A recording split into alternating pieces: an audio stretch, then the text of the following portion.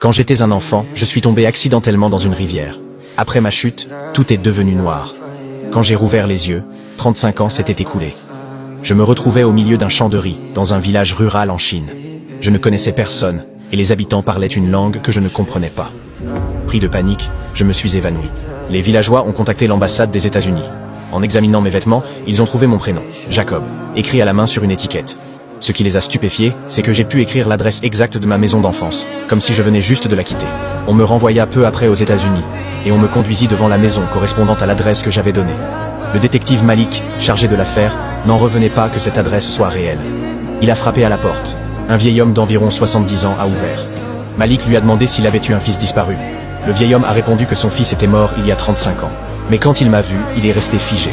Sans m'en rendre compte, je prononçai soudain une phrase étrange. Qu'est-ce qui est rouge et vert et qui va à 1 million de km/h? Le vieil homme répondit instinctivement à cette devinette. Puis, après quelques secondes, son visage se transforma. Cette devinette, seul lui et son fils la connaissaient. Mais il avait enterré son fils de ses propres mains il y a 35 ans. Le vieil homme resta là, figé, bouleversé, incapable de parler à cet instant.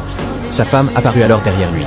En me voyant, elle éclata en sanglots et me serra dans ses bras, tremblant de douleur et d'amour.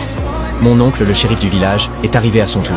Il était furieux, persuadé qu'il s'agissait d'une mauvaise blague, et il a jeté mon certificat de décès devant le détective. Mais dès qu'il m'a vu, lui aussi s'est arrêté, choqué, incapable de parler. Soudain, une vague de peur m'envahit. Je commençais à convulser. On m'emmena d'urgence à l'hôpital, où je croisai un ancien camarade de classe de mon enfance.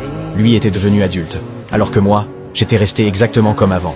Les médecins commencèrent des examens. Ils ne trouvèrent d'abord aucun pouls. Ils vérifièrent leur matériel. Posèrent à nouveau le stéthoscope sur ma poitrine. Cette fois, mes battements se sont révélés normaux. Rien n'avait de sens. Dans la confusion générale, je me suis évadé de l'hôpital.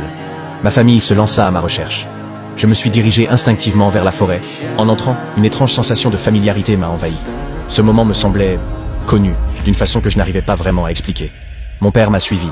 Nous avons couru longtemps, jusqu'à un arbre que je reconnaissais sans savoir pourquoi. J'ai glissé ma main dans un trou du tronc, et j'en ai sorti un petit soldat en plastique.